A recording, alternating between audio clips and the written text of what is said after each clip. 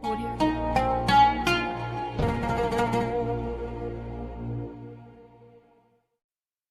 Assalamualaikum warahmatullahi wabarakatuh. Alhamdulillahi rabbil alamin. Wassalatu wassalamu ala asyrafil anbiya'i wal mursalin. Sayyidina wa maulana Muhammadin wa ala alihi wa sahbihi wa tahirina ajma'in. Rabbi syrah li sadri wa yassir li amri. Wahlul uqadatan min lisani yafqahu qawli amma ba'du.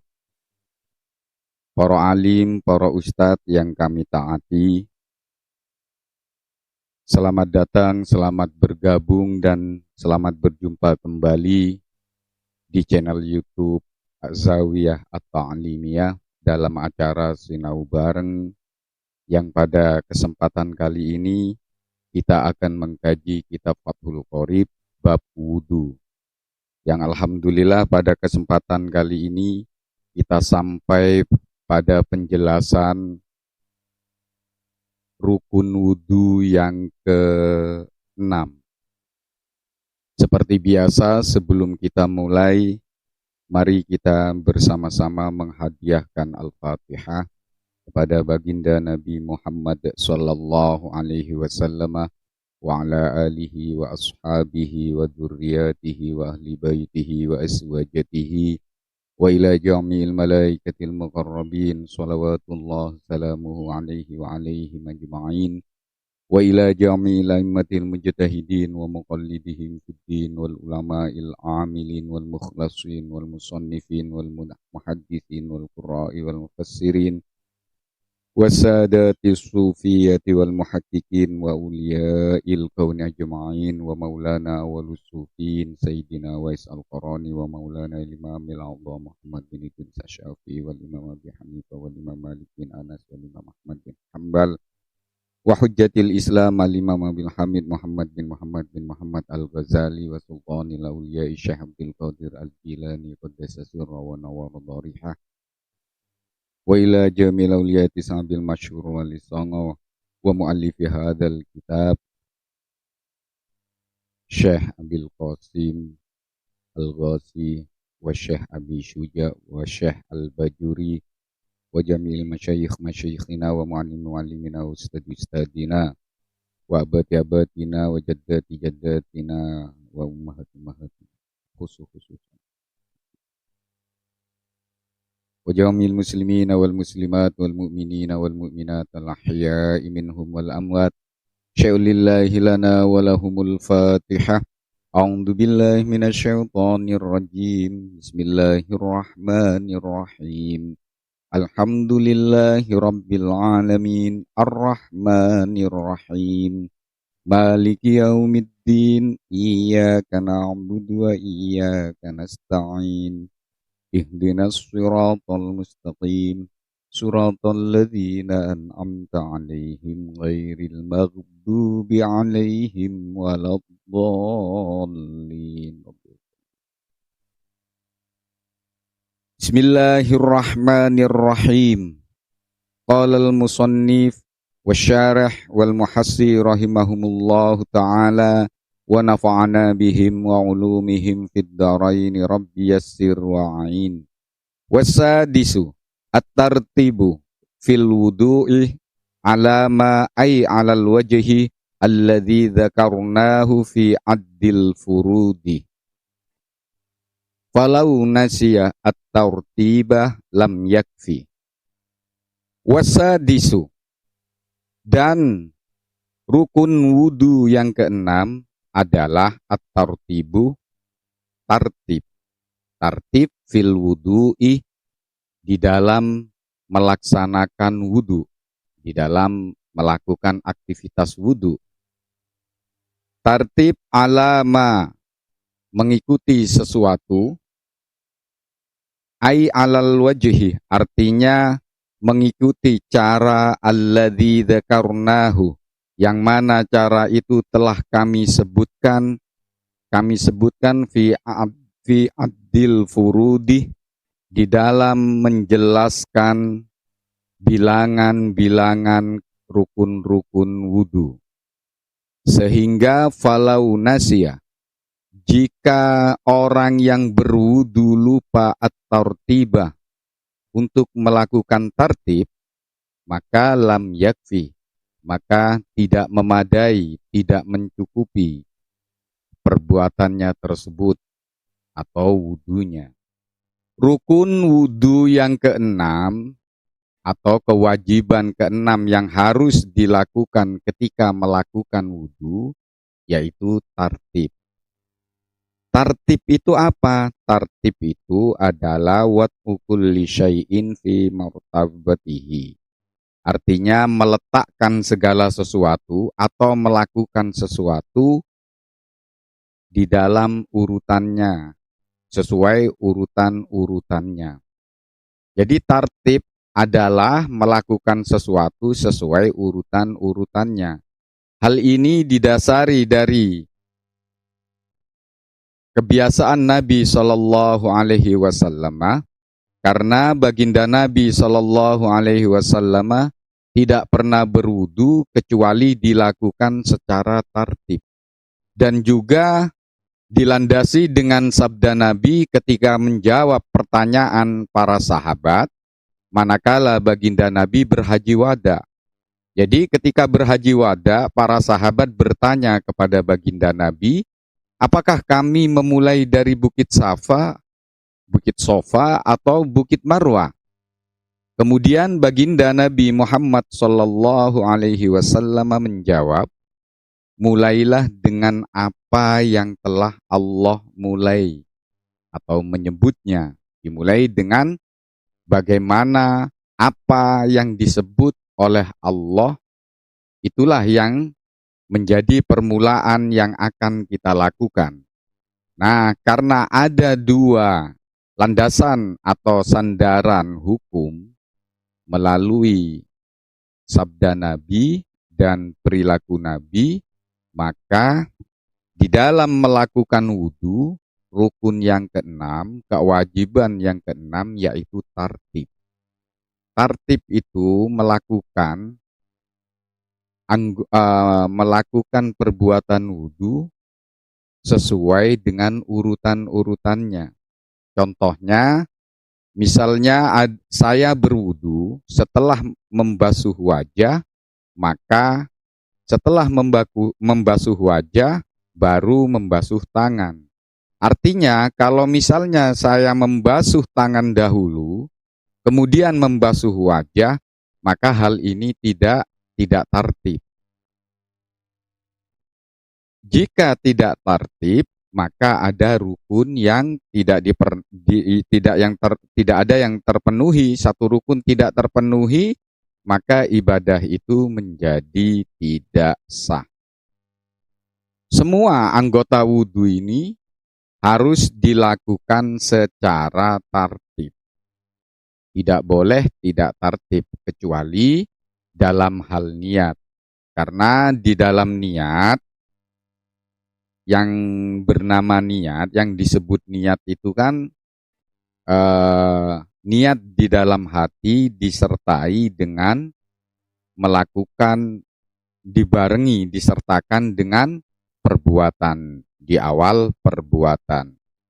Jadi karena ada hadis itu, dijadikan pijakan hukum, dijadikan dalil bahwa tartib itu masuk dalam rukun wudu.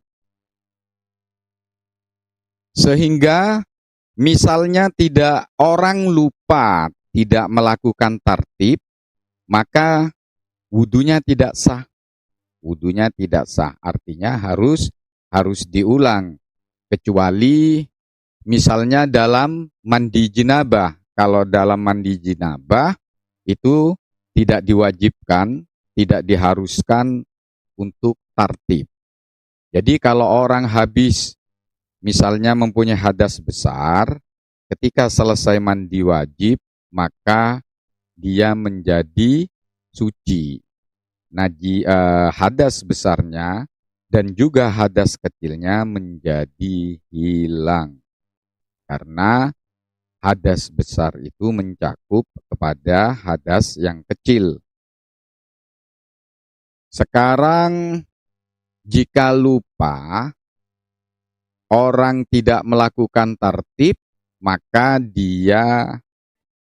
wudunya, artinya misalnya begini, ada orang berwudu, ketika sampai di basuhan yang ketiga misalnya, yaitu mengusap kepala, tapi dia langsung mengusap kaki misalnya.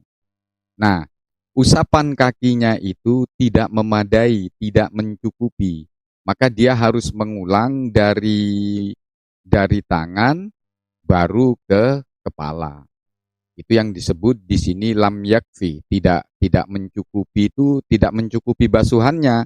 Kalau diteruskan, maka wudunya juga tidak sah. Walau ghasala, seandainya membasuh arba'atun 4 orang a'dha'ahu terhadap anggota wudunya orang yang diwudukan, daf'atan wahidatan, ini kurang wahidatan, daf'atan wahidatan, dengan membasuh satu kaligus serentak, bi'idnihi, dengan izinnya orang yang berwudu, yang diwudukan, irtafa'a hadatsu wajhihi faqat, maka yang terangkat hanya hadasnya bagian wajah saja. Jadi misalnya ada orang diwudukan, dibantu berwudu oleh 4 orang, yang masing-masing orang itu mempunyai tugas masing-masing. Orang pertama membasuh wajah, orang kedua membasuh tangan, orang ketiga membasuh kepala, orang kelima membasuh kaki misalnya. Tapi dia diizinkan untuk melakukan, dan juga ketika melakukan serentak. Jadi bersamaan membasuh wajah, tangan, mengusap kepala, dan membasuh kaki dilakukannya secara serentak, maka hal ini basuhan yang dianggap sah hanya bagian wajah saja. Itu pun jika orang yang diwudukan itu, yang dibantu itu berniat berwudu.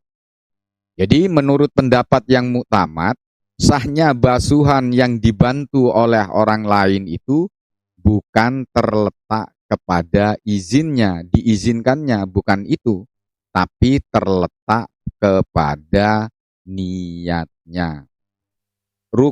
Jadi rukun wudu yang keenam yaitu tartib. Tartib itu melakukan sesuatu sesuai urutannya. Jadi kalau misalnya orang lupa tidak melakukan tartib, maka wudunya tidak sah. Kenapa tidak sah? Karena ada satu rukun yang tidak dilakukan, yakni tartib. Dan juga jika orang lupa melakukan tartib, sampai setelah membasuh tangan harusnya membasuh kepala, dia lompat membasuh kaki, maka basuhan kakinya itu tidak dihitung, tidak sah, tidak memenuhi syarat karena dia lompat, tidak melakukan membasuh atau mengusap kepala. Jadi dia harus mengulang, mengusap kepala lagi, kemudian mengusap kaki. Jadi basuhan yang tidak tertib itu tidak memadai, tidak mencukupi. Falau nasiya at-tartiba lam yakfi. Ini yang dimaksud basuhan yang dilakukan tanpa melalui urutannya, tidak sesuai urutannya, maka basuhan itu tidak sah. Jika tidak diulang, maka wudunya juga tidak sah. Kemudian, misalnya ada orang dibantu berwudunya oleh 4 orang. Yang 4 orang ini mempunyai tugas masing-masing. Ada yang membasuh wajah, ada yang membasuh tangan, mengusap kepala dan membasuh kaki, tapi dilakukannya itu secara serentak. Basuhannya itu dilakukan secara serentak. Maka ketika orang yang dibantu wudhu itu berniat, maka yang dihitung hanya yang dianggap sah basuhan wajah saja. Basuhan yang lain yaitu tangan, mengusap kepala, dan membasuh kedua kaki itu tidak dianggap, artinya tidak sah. Dengan kata lain, boleh berwudu dibantu orang lain tapi hukumnya makruh. Walaupun dibantu orang lain, tetap harus dilakukan secara tertib, secara berurut-urutan. Baik, para pemirsa yang dirahmati Allah, terima kasih telah menyimak video kami. Semoga apa yang video singkat yang kita kaji pada kesempatan kali ini dicatat sebagai amal solih dan menjadi ilmu yang bermanfaat bagi saya pribadi, bagi Anda yang menyimak video ini, dan bagi orang-orang sekitar. Terima kasih sekali lagi bagi Anda yang mensubscribe channel kami. Bagi yang belum, tolong di-subscribe karena eksis atau tidaknya channel kami ini tergantung dari subscribe para pemirsa. Semoga bagi Anda yang telah mensubscribe dibalas oleh Allah dengan balasan yang berlipat-lipat. Amin. Allahumma amin. Wa akhiran, Assalamualaikum warahmatullahi wabarakatuh.